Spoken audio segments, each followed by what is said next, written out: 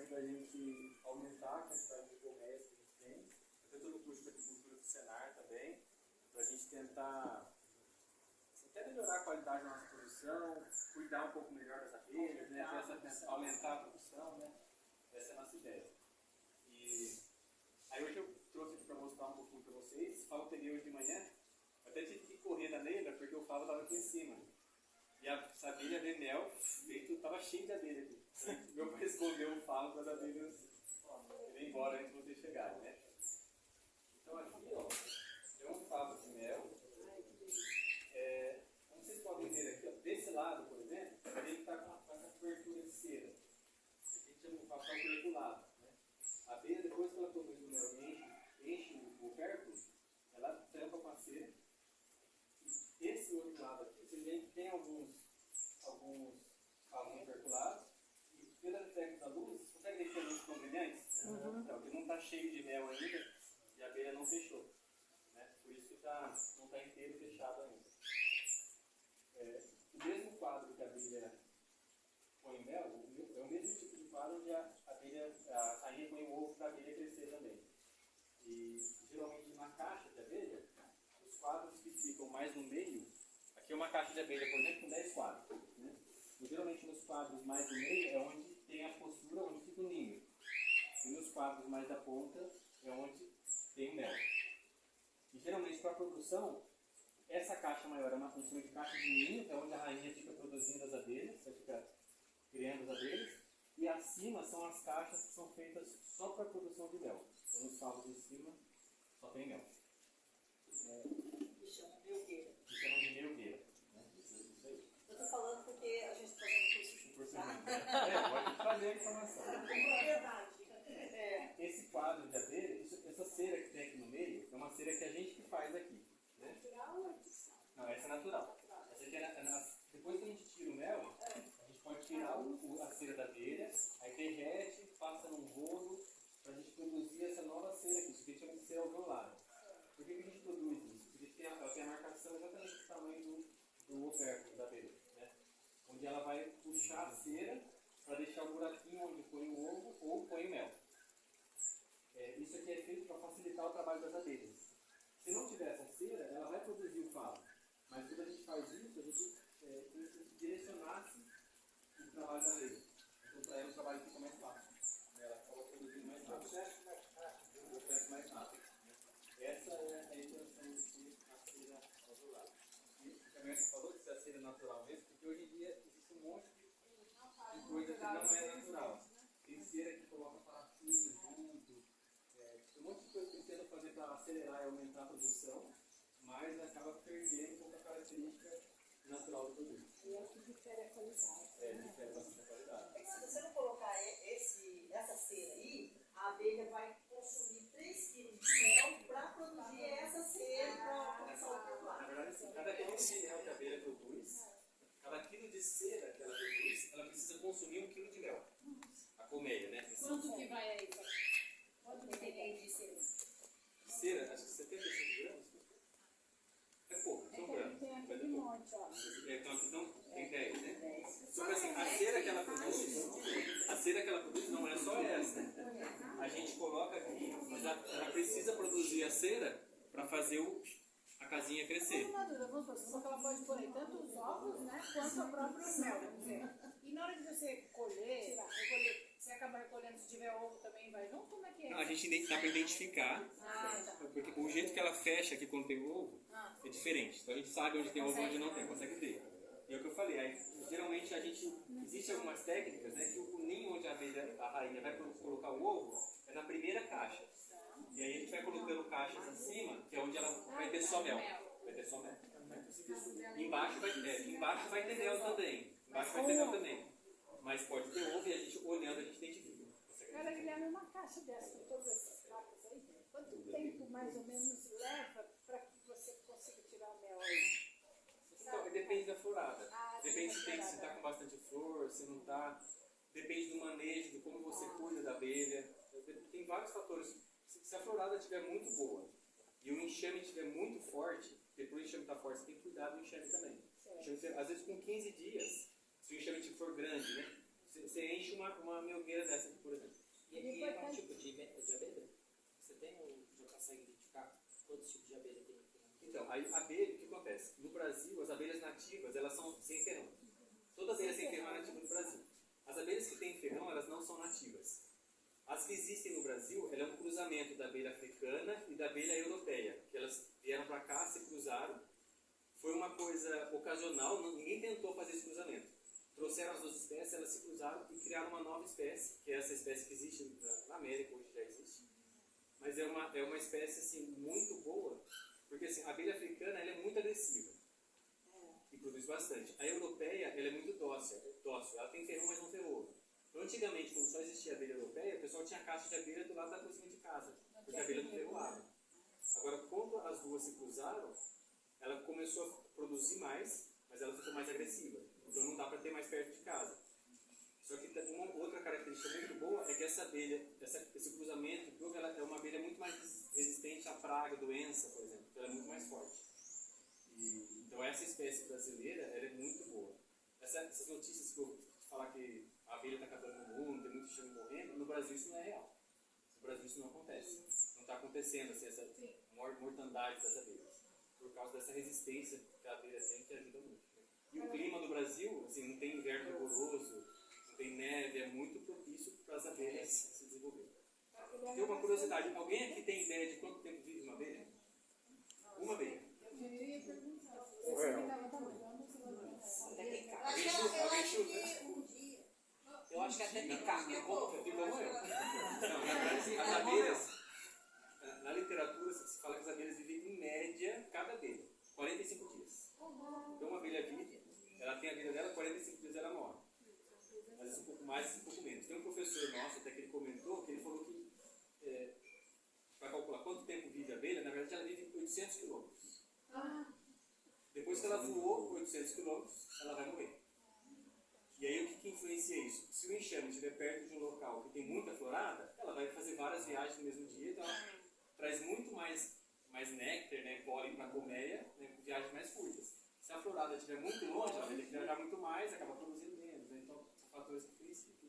E outra curiosidade, alguém tem ideia de quanto de mel uma abelha consegue produzir na vida? Uma abelha. 45 dias. Uma gota. Menos de uma colher de chá. Que dó. Uma abelha produz menos de uma colher de chá na vida inteira. Então, quando vocês compram um quilo de mel, isso aqui, pensa na vida de quantos seres vivos existem. Né? E a abelha, assim, ela nasce, quando ela nasce, a vida da abelha, eu acho fantástico também. Quando ela nasce, a primeira função da abelha é ser faxineira. Então, ela só fica limpando a colmeia. Aí depois, conforme ela vai amadurecendo, o sistema fisiológico dela modifica e ela começa a produzir geleia real. Aí quando ela começa a produzir geleia real, a função dela é alimentar a rainha. E a rainha só se alimenta de geleia real. Depois, isso são dias, né? Se ela vive 45 dias, alguns dias como faxineira, alguns dias produzindo geleia real alimentando a rainha.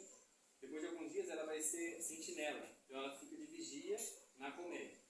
E a última função da vida da abelha é ser abelha campeira, que ela vai sair para coletar néctar e pólen para produzir brócolis, mel, geleia real. Né? Então, é a última fase da vida porque é a fase mais arriscada. Né? Então, primeiro ela está ali cuidando da colônia, conforme ela vai envelhecendo, ela sai para fazer essa coleta e fazer a produção do mel. Esse aí é 45 dias, né? Todas as abelhas. Numa colmeia de abelhas, existem 3 tipos de abelha. Né? 3 tipos de seres. O zangão, que é o macho, a abelha operária e a rainha. Na colmeia só existe uma rainha, qualquer colmeia. Única rainha. E a rainha é a única que vive mais tempo. Até uns 5 anos uma rainha sobrevive. O zangão, ele não serve para nada a não ser procriar. Ele vive uma núpcia. É noite de núpcia, Precisa existir o zangão. E depois que ele copula, o que acontece com ele? Ele não faz bem. Na colmeia geralmente tem alguns zangões, né? E o que acontece? Quando nasce uma rainha, tem um processo também para nascer a rainha, mas quando nasce uma rainha, ela vai fazer o voo nupcial. Ela vai voar o mais alto, o mais rápido que ela puder. Aí os zangões, pelos feromônios, vão todos atrás dessa rainha para copular com a rainha. E a partir do momento que o zangão copula com a rainha, instantaneamente ele morre. Acabou a vida dele. Na colmeia, às vezes as abelhas mantêm alguns zangões ali. Mas quando eles não são necessários, as abelhas conseguem expulsar os zangões que acabam morrendo de fome. Porque ele não produz cera, não produz mel, não produz, só está ali para comer. Então, Que dó. mas se não. Só que se não existisse zangão, também não existiria colmeia. Né? Então, também dá para localizar, também tem sua função. E a rainha, ela copula uma vez na vida só nesse primeiro voo, nunca mais ela copula. Ela só vai botando os ovos depois disso. E a rainha, assim, já existem estudos que mostram que às vezes ela copula com mais de um zangão. Antigamente você achava que ela só copulava com um zangão, copulou, acabou e voltava. Mas já se identificou geneticamente mais de uma espécie de ovo, né, dentro da mesma colmeia. Então, supõe-se que a rainha ela vai permitindo copular até encher o reservatóriozinho dela. Então, se um só não for suficiente, vai no segundo, no terceiro. Agora uma pergunta bem específica, mas tipo, as abelhas estão ali todas soltas ou o lugar é fechado? Não, elas ficam. A caixa fica. Não, a caixa sim, mas vamos supor, elas vão pegar as flores, né? E esse lugar todo aberto. Tanto que ele falou que elas estavam aqui. Tudo aberto. Esse papo de mel, se ele ficar mais tempo aí, vai começar a chegar aí. Não é nenhum lugar fechado. Não, tudo aberto. Mas eu também imaginava que era uma tela, né? Viveiro, exato. E elas ficassem um pouco lá dentro. Como é que funciona o raio de trabalho da abelha? A abelha ela sobrevoa uma área de 1,5 km ao redor da colmeia, de onde está a localização dela. Então, assim, até nisso influencia o posicionamento do apiário. Porque, por exemplo, se você deixa um apiário próximo de um lixão, por exemplo, a abelha, Coca-Cola, super doce. A abelha come qualquer coisa doce, ela vai comer. Então, se você tiver lá açúcar, um xarope com açúcar refinado, lixão, a abelha vai até lá. Então, até a localização do apiário influencia no tipo de mel que vai ser produzido Pergunta depois. também a questão da abelha, porque você tem um tipo de mel aqui. É porque tem laranjeira, tem eucalipto. O nosso mel. Vou desenvolver isso. O nosso mel a gente chama de silvestre, por quê? Porque o nosso apiário tem algumas caixas que ficam nessa mata aqui, tem umas caixas que ficam atrás desse morro, onde tem mais. E a minha ideia, na verdade, eu vou levar todo mundo para lá. Eu fiz um mapeamento via satélite para identificar assim, o que tem ao redor do meu apiário. E assim, 75% da área, porque a gente consegue no satélite CD, onde tem pasto, onde tem mata nativa e tal. Então, 75% da área, nesse raio de 1,5 km em volta do nosso apiário, é Mata Atlântica. E o que acontece? É tudo flor nativa.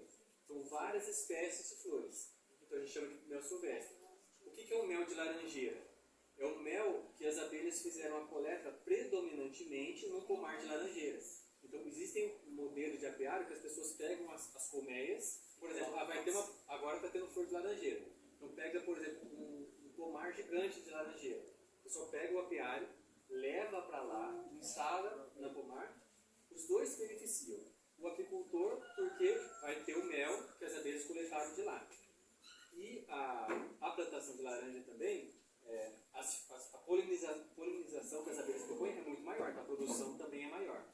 E aí, como tem muita laranja, a predominância é de flor de laranjeira. Então fala que é o mel de laranjeira. O que é o mel de eucalipto? A mesma coisa. Tem uma plantação gigante de eucalipto. Qual que é a flor que as abelhas mais vão visitar? As flores do eucalipto. Então o mel tem a predominância de eucalipto. Aí tem mel de araucária, tem mel de aroeira. Aqui é muito alto, né? Normalmente tem muito alto. E dependendo do tipo de florada, a Camila falou, vai mudar a textura do mel, mudar a coloração do mel, o cheiro muda. Né? E o nosso aqui é sempre silvestre, porque assim a gente mata nativo. O mais produtivo qual que é? É o de... O mais produtivo depende, na verdade, da abelha, não da florada. A quantidade que ela pode depende da área. Depende da onde, se é laranja, se é eucalipto. Depende da flor que ela tem próximo da colmeia. Eu falei, nesse raio de 1,5 km, o que tem ali? Qual que é a predominância de flores que tem ali? Isso vai determinar a qualidade qualidade do mel. A qualidade não. Mel, se for puro, todos são bons. Mas é determinado o tipo de mel, né? Como que ele vai sair. Guilherme, você Então, eu falou gosto uma sempre de coisa silvestre. que me chamou a atenção. Você falou que tem da aroeira também, mas a aroeira é a nossa pimenta rosa, né? Tem alguma influência no mel? Ou vai sair docinho de mesmo jeito? Porque aquilo Não, aqui sai doce. sai O mel da docinho. aroeira, ele é super Cada escuro. florzinha, né? Ele é bem Bem escuro. escuro, porque ele Bem é rosa, escuro. né? E no finalzinho ele tem alguma coisinha pimenta diferente. O da Porque a aroeira é pimenta. Mas vai ter um mel doce também. não, mas é o mel mesmo, como esse daqui. E se você não for assim, tiver muito gostoso, você não vai perceber aquele finalzinho ali. Mas se você tiver saboreando o mel, sabendo que você vai sentir alguma coisinha no Talvez final. tenha treinado um pouco o paladar, né? Pra Isso, tentar sentir o mel, você consegue talvez perceber essa Eu tinha nuance. uma vizinha lá em casa que até ia cortar que tava assim, né? Sim, Tem uma chama amiga minha, a Lu, tava lá, ela falou, não, mas você não pode não, porque essa árvore aí é a única que dá o própolis verde. Será que isso é verdadeiro, Guilherme? Uma planta, uma árvore que uma folhinha comprida. Olha, o própolis verde tem. Eu não lembro a planta que tá agora. É uma árvore assim, natural, nativa. O que é própolis? Então, o própolis é uma coisa interessante também, deixa eu explicar para vocês. Dentro da colmeia existe um negócio que chama espaço abelha, que é por onde a abelha consegue passar. Então, essa disposição do quadro, o tamanho que existe, o espaço que existe entre um quadro e outro, isso aqui foi desenvolvido por um pesquisador americano, isso aqui é tudo planejado de acordo com o tamanho da abelha. Então, por exemplo, a abelha, ela começa a produzir, começa a crescer a cera aqui, assim no favo. Começa a crescer uma de cá, o favo está encostado. Começa a produzir de cá para lá, nos dois favos. Quando a abelha para de produzir? Quando ela começa a encostar as costas do outro lado. Porque daí ela sabe, agora eu não posso alongar mais, porque senão eu não passo. Então ali é o espaço abelha, onde ela vai conseguir passar. E aí o que acontece? Na colmeia, todo o espaço que for menor, se tiver algum vão, mas o espaço for menor que o espaço abelha, ela vai vedar com o própolis. Porque o própolis protege, é um antibacteriano espetacular, né, na natureza, e ele protege da entrada de invasores, por exemplo. Então se a gente coloca uma caixa em cima da outra, e aqui no vãozinho, entre uma caixa e outra, ficou um pequeno vão aqui, o que ela vai fazer? Ela vai encher de própolis. Porque, para não deixar a invasora entrar e proteger a colmeia. Entre os quadros, por exemplo, se você fica muito tempo sem mexer, qualquer espaçozinho menor que o espaço dele que tem, ela vai fechando com própolis. E como é que a gente produz o extrato de própolis depois? A gente tem que raspar todo esse própolis que ela deixa na caixa, aí deixa numa solução com álcool de cereal, e aí tem um processo que faz para tirar o extrato e o própolis que a gente injeta. Ela perguntou sobre como é que sabe se tem mel ou tem ovos. A própria coloração, Visualmente, o jeito que o quadro fica, dá pra gente saber. Eu até coloração pensei em identifica, pegar, né? eu até pensei em pegar, mas eu não vou tirar um passo de uva. Exatamente, Mas em termos de coloração já identifica, né? Não, você bateu o olho, você sabe. Não, você Se eu, viu na se eu linha trouxesse um branca quadro ali. e falasse pra vocês qual que você acha que é ovo, qual que você acha que é mel, você ia saber. É bem nítido. É bem Você não nítido. falou de pólen. Então, pólen. O pólen, na verdade, que a abelha coleta nas flores também. Mas é alimento para a rainha, né? A rainha só se alimenta de geleia real. Não, já é real. Geleia real. Olha, que só vai de Só geleia real. uma florzinha pra outra. Como é que é, geleia? Produção de geleia real, eu não sei, eu não entendo o processo ainda. Eu não cheguei nessa aula ainda. E a gente nunca produziu aqui. O que é o que é da geleia real? Toda colmeia tem geleia real. Mas assim, pra você... Tudo tem. Agora, a produção da geleia real, vamos supor, se você quiser produzir para comercializar, é um processo diferente também. Mas se você quer produzir própolis em larga escala, o jeito que você maneja o apiário também é diferente. Existem colmeias para produção de própolis. Então, se você faz diferente, ela vai produzir mais própolis.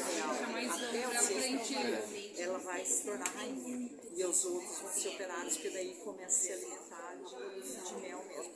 Então, Não. a rainha se Própolis a gente produz, porque sempre que tira o mel, sempre tem própolis nas caixas. Sempre tem. A gente faz da mesma forma, a gente vende para os amigos, conhecidos. A gente tem um potinho. Mas assim, é o mel que a gente coleta, que aqui, isso aqui é própolis. Isso aqui é própolis. Parece um gergelim. Ó, pessoal, se quiserem chegar aqui pra ver o própolis no favo, vem cá ver, vem cá ver. Ó, isso aqui que é o própolis que a abelha deposita, ó. Tá vendo? Daí isso é raspado e Quer colocado dessa solução. sentir o cheiro? Aqui, ó, isso aqui é própolis, ó. Isso aqui a gente vai raspando e vai produzir extrato se quiser. Opa, tô cortando aqui. Já. Adoro esse negocinho. Ó. O favo. Outra curiosidade aqui, esse favo aqui é um favo que ele tá um pouco mais antigo já, por isso que ele tá escuro. O favo mais novo, geralmente ele é assim. Por que ele escurece? Porque sempre que, com o passar do tempo, a abelha ela vai depositando. É tipo é como se fosse um própolis também. Ela vai vedando aquele. E aí o favo vai escurecendo com o passar do tempo. Nossa, tá dando até água na boca. Nossa, eu tô... Não, você também? Puxa, eu pensei que gente, tá saindo água na minha boca. Falando, não sei se a hora tá perto disso aí. Gente, mas é lindo. Outra curiosidade sobre o mel, que a Mércia é limpinho. está falando aqui, Que lindo. é que realmente o mel ele não tem prazo de validade. O mel, o que acontece? Se ele for bem armazenado, ele nunca estraga. Você pode comer ele daqui 50 anos, ele vai estar bom ainda. O que acontece é assim, que se você não armazenar da forma adequada, ele pode sofrer alterações. Então, a legislação, por exemplo, obriga que você coloque no rótulo de mel o prazo de validade de 2 anos. E por que isso? Porque assim, se o mel não for bem armazenado, ele pode perder propriedade, pode até estragar. Por isso que é obrigatório colocar prazo de validade. Mas se ele for bem armazenado, ele não estraga. Então, tem que ser não pode ser um lugar quente, porque acima de 38 graus começa a sofrer um processo de oxidação e perde propriedade e você perde o mel. Então, se você fez a coleta lá, guardou no balde e deixou num lugar num porão, algum lugar que fica batendo sol, que fica muito quente, aquele mel vai perder propriedade, ele vai estragar. Então, assim, como é um produto comestível, né, precisa ter prazo de validade. Também tem muita variação de onde ele vem, né? De quem produz, a procedência, porque pode ter mais qualidade de qualidade ruim. Pode ter. Assim, por exemplo, antes de chegar no consumidor, vamos supor que onde que o produtor armazenou o mel? Por quanto tempo aquele mel ficou armazenado? Esse cuidado do armazenamento vai interferir na qualidade final do produto também. Por que quando ele fica no vidro, Guilherme, você compra ele fica assim. Aí você leva para casa, você abre, aí ele pega, ele fica caraço. Mas o mel não é natural, não, né? Todo mel cristaliza.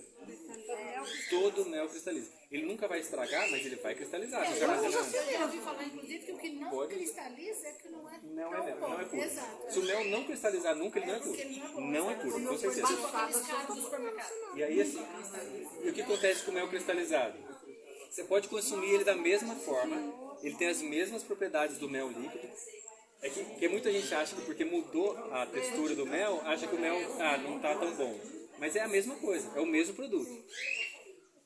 Qual que é o cuidado com o mel cristalizado? Para descristalizar o mel, se você colocar ele sob calor, ele descristaliza. Só que, se você colocar numa temperatura muito alta, também perde propriedade do mel. Qual que é o ideal? Então, o ideal, na verdade, tem É banho-maria? 30... Então, o banho-maria, se você deixar a água, às vezes fica fervendo, você vai esquentar demais também. Tem alguns equipamentos para o apicultor, por exemplo. Tem equipamento que ajuda a descristalizar. Se você deixar no sol, por exemplo, ele descristaliza. Mas como é que você controla a temperatura? Acima de 38, 40 graus já começa a perder propriedade. Mas mesmo que seja para consumo imediato, porque uma coisa é colocar no micro-ondas. Então, aí eu vou ser bem honesto. Eu não sei dizer para você em quanto tempo sob aquela temperatura ele vai estragar. Mas a gente sabe que perde propriedade. Eu vou até pesquisar. Na geladeira. Ele é real, estraga. Estraga. Ele é real, estraga. E estraga mais rápido que mel. Estraga. O mel de abelha sem ferrão também tem que manter refrigerado. Esse mel de abelha com ferrão você não precisa refrigerar. O mel de abelha sem ferrão ele tem que refrigerar. E por quê? Porque o mel de abelha sem ferrão ele tem mais água. A quantidade de água é maior. Então ele fermenta. Por isso tem que deixar na geladeira. O mel da abelha apis, que é essa abelha aqui, ele não tem água. Quando a abelha deposita o mel... Como é que a abelha produz o mel, né? Ela engole tem um falso estômago dentro dela, onde o mel é produzido. Ela regurgita dentro do favo. Depois que ela regurgita o mel dentro do favo, ela fica batendo a asa bem forte em cima para desidratar o mel, tirar a água, para o mel não estragar. Porque se você pegar um pedaço de mel, por exemplo, e colocar um pouquinho de água, em poucos dias o mel fermenta. Tanto, já ouviram falar de hidromel? É uma bebida alcoólica feita do mel. O que é o mel? Hidromel. É mel fermentado.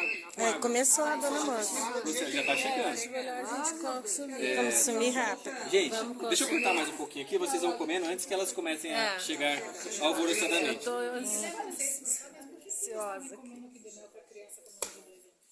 Porque se o mel não for bem processado, ele pode conter bactéria que pode fazer muito mal. Pegando o seu melzinho. Ó, e a abelha, olha que chegou uma. Daqui a pouco vai estar cheia. O que a abelha faz? Isso é interessante também. Como é que a abelha se comunica? Dançando. Ela se comunica dançando, exatamente. Então ela veio aqui e achou o mel. O que ela faz? Ela volta para a colmeia. Vai fofocar. Ela faz uma dança. Dependendo da velocidade que ela bate a asa, geralmente ela faz um movimento circular. Dependendo da velocidade do movimento que ela faz, ela orienta todas as outras. Olha, tem mel a tantos metros daqui naquela direção. E aí começa a vir. Já veio a primeira. Pode ter certeza que daqui a pouco... Quer que segure aqui pra você? Não, tá tranquilo. Eu vou levar lá pra dentro. Senão ela vai fazer tudo. Daqui a pouco ela vai. Você sabe que as coisas... Agora ela foi. Vou lá fazer a dancinha do recado. Gente, fica à vontade. Pode pegar pra provar.